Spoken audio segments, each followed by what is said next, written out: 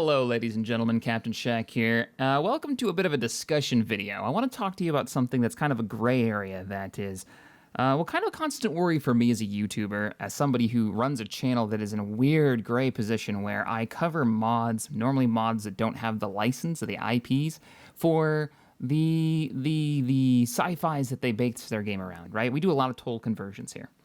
If you don't know what a total conversion is for a mod, it is exactly what it sounds like. You take a game that may have nothing to do with any sci-fi IP other than its own, and then mod authors, passionate members of the community, fans of these, like of Star Wars or Star Trek or whatever franchise it is, come in and they make new models and assets, and they turn this game into something completely different, a lot of the times taking place in a galaxy far, far away, right? Inside the Star Wars universe or inside the Star Trek universe, maybe even Battlestar Galactica is a good example. And most of the time, we all live in this gray space of copyright, right? Where the companies who own the IPs don't say anything, they don't do anything, and the mod authors don't charge any money for, obviously, their hard work that they just did for the fun of it, for the love of it.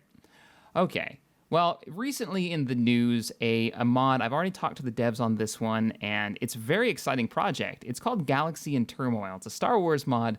It's actually not even a mod. It is a standalone game being built in the Unreal Engine. It was inspired by, if you remember a while back, a Redditor posted how to get access to what was going to be Battlefront 3.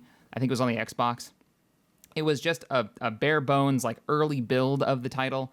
And these guys got a hold of it, they got into it, and they took a look at it, and they said, wow, this is really exciting. I would have loved to have seen a game really based off of what they had going on here. And so they are building their own Battlefront-esque game, Galaxy in Turmoil, with their own assets, right? Nothing from that what would have been Battlefront 3, just their own assets. And the recent news is that Steam has come out and said, you know what, they've signed an agreement, Steam will distribute this free title out into the world on Valve's platform, Steam. They're gonna do that, which is either incredibly stupid or incredibly brave on their part, because they don't have the IP license for Star Wars, Galaxy in Turmoil.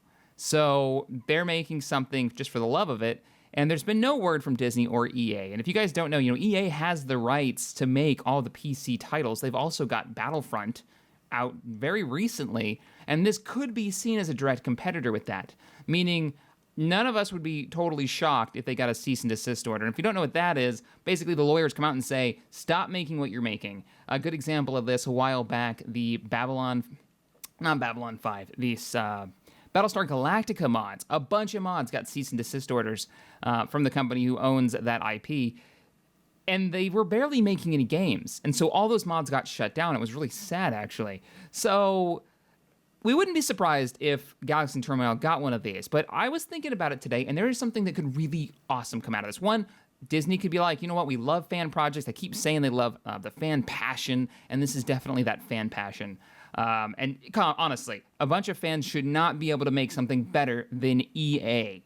Right? You wouldn't think, but we'll see what happens if they do come out. But anyways, something really awesome could come out of this. And one of the ideas that I had was Disney, EA, if you're going to do the cease and desist, if you're going to go that route, which would be super negative to the fan base, right? You're telling the fan base that you guys are working on this passion project, you are building gaming development skills, you are learning by doing, and you know what? You need to stop that shit. You need to stop making this game because you're going to cut into our bottom line.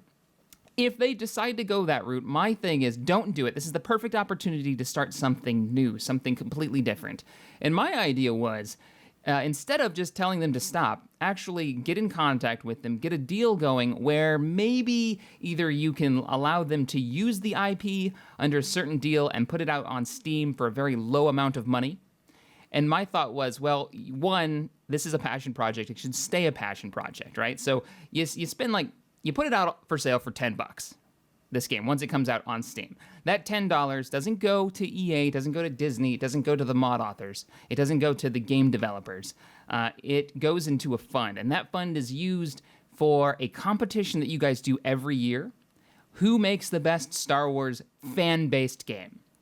And the developers who make that, and who are voted by the community, or maybe just chosen by Disney, get their college paid for through this bank account, through this amount of money that has been generated from fan passion. So you've got fan passion and hard work going into fun projects. They're allowed to do it now. It's not a gray area anymore. It's actually encouraged by Disney, by EA. You know, if they have a role in this, it's encouraged by them, and you're getting new game developers through their own work and hard work and passion for a franchise they love, being able to actually start a career and changing their lives and going to college. How cool would that be? Just one of many solutions that could come up. Now, if you guys have ideas for different solutions, let me know in the comments below. But I've just been thinking back and forth on this because this is kind of unheard of. Valve is going to distribute a game. It's not a mod. It is a game that could be a direct competitor with an already established game, and they don't have the IP